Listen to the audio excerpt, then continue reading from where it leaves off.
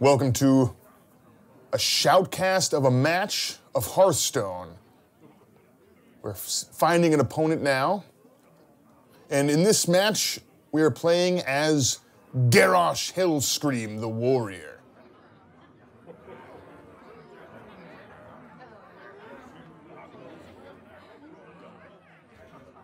Oh, looks like we've got an opponent here, a reason opponent. That's good. Garrosh versus Uther. I will fight with honor. All right, our opponent is Uther the Lightbringer, the Paladin. And here's our opening hand. Not a great opening hand. There's no minions here, and you definitely need some minions to play early on in the game. Keep pressure on your opponent and to help attack their minions so they don't keep pressure on you. So here's some, we replaced some of those, got some new ones. These are better, there's some more minions, although we got Leroy Jenkins. I don't know if that's good or bad yet. All right, the Paladin starts the game. He uses his mana to play a secret card, and we don't quite know what that card is yet. It may have an effect depending on what we do in the game here. And the Warrior begins with a Shield Bearer. It's very defensive. It doesn't have any attack. It's got Enrage, which means if it takes damage, it gets an effect. And in this case, it's got +1 attack when it's taking damage. All right, the Paladin follows up with a Knife Juggler. Very strong in the Paladin deck. Anytime a minion enters the battlefield over there, he gets to deal 1 damage to a random enemy. And the Paladin usually has lots of minions. His hero power creates minions as well. So at this point, the Warrior would love to kill that Knife Juggler, but he doesn't have a lot. He can deal 1 damage to it with the Cruel Taskmaster. But it looks like he's going to deal 1 damage to that minion with Enrage, giving it +2 attack from the Taskmaster and 1 attack from the Enrage. But it looks like that attack triggers the secret. It's Noble Sacrifice. That creates a 2/1 minion, which jumps in the way, causes Knife Juggler to trigger, dealing 1 damage there. And that Noble Sacrifice, that defender jumped right in the way, protected that Knife Juggler from being destroyed. And that's huge for the Paladin player, because now that Knife Juggler is a big bonus. Anytime he plays a minion, it's gonna deal 1 damage that could kill off that Cruel Taskmaster. The Paladin plays Blessing of Wisdom, and now whenever the Paladin attacks with that minion, he's gonna draw a card. And that could be huge card advantage. Now is an interesting play. He has 2 mana left. He could have summoned a minion with his hero power, potentially used Knife Juggler to deal. It was random, but he could have killed off that 2/1 that way. Instead, he wanted to use his mana to play another secret card. We don't know what it is. It could be another Noble Sacrifice. The Warrior uses Execute to finish off a damaged minion, killing that Knife Juggler. He's looking at either his hero power or Crazed Alchemist. Crazed Alchemist is good to swap the attack and health of a minion, but there's no other minions right now, so he just plays it because he wants to keep a little pressure on the board, and it triggers that other secret's Repentance this time. It makes that health 1, and that would have been much better against a stronger minion. I'm not sure why the Paladin played it this early in the game. Usually it's better later in the game, but it's good that the Warrior was able to kind of bait out that secret now with such a weak minion. Now the Paladin has a little more cards. He started first, he's got a little bit more mana. The Warrior has Leroy Jenkins, which could be good, could be bad. And the Paladin plays Sword of Justice. It's a weapon, so he can attack right away.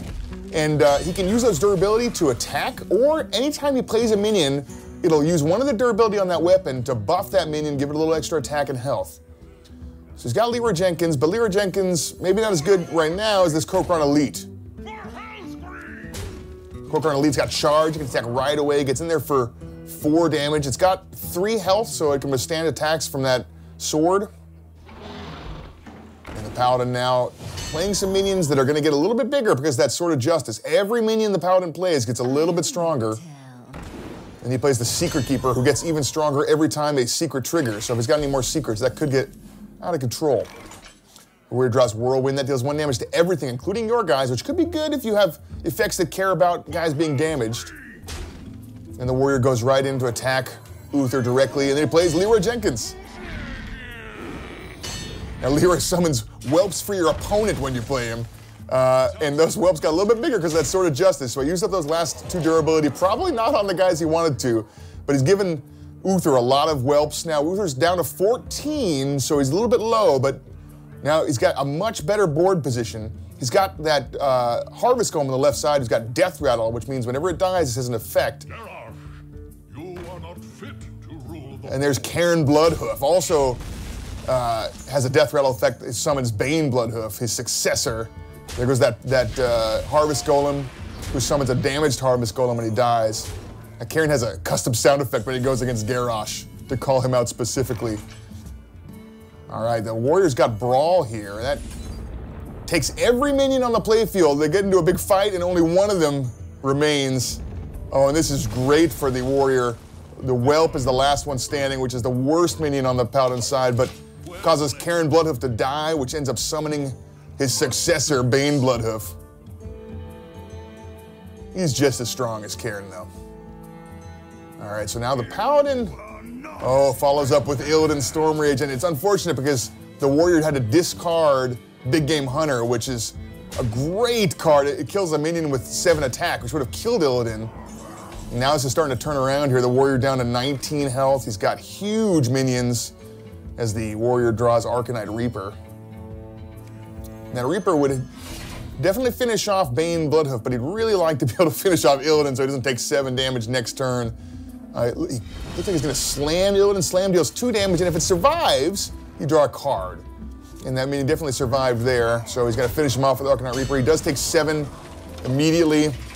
He doesn't have a lot of cards that can help him here. He's got the Imp Master that can summon some extra imps. He's got Battle Rage that'll draw him cards if guys are damaged. And then the Paladin follows up with the Guardian of Kings.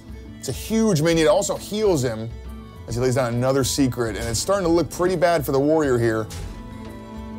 Only at 6 health. The Warrior needs to draw something to stop this. He draws King Mukla. King Mukla's definitely not good right now. It's a huge minion for the cost, but it gives your opponent bananas, which they can play to buff their own minions. And you definitely don't want to give those minions any more attack. He's only at 6 health remaining as he uses Inner Rage to deal, looks like 1 damage to that opposing Guardian of Kings. And uses Battle Rage now, draws you a card for every damaged minion, and there's only 1 damaged minion, so it draws him 1 card. He's looking for ways to come back here as he plays King Mukla, give his opponent some bananas. He starts to attack the enemy hero, at least with that Arcanite Reaper, deal a little bit more damage. Of course, that triggers Noble Sacrifice, another one of the Paladin secrets. Jumps right in the way, prevents him from dealing any damage to Uther. And then he plays Imp Master. Imp Master, every turn, summons 1 more Imp at the cost of life. So that could get out of control, but at this point, with only 4 health remaining, the Paladin just has to attack with either Cairn, as he feeds Mukla a banana, just to mess with Garrosh, and finishes him off with Bane Bloodhoof. Revenge from Cairn. Defeat for Garrosh. Thanks for watching.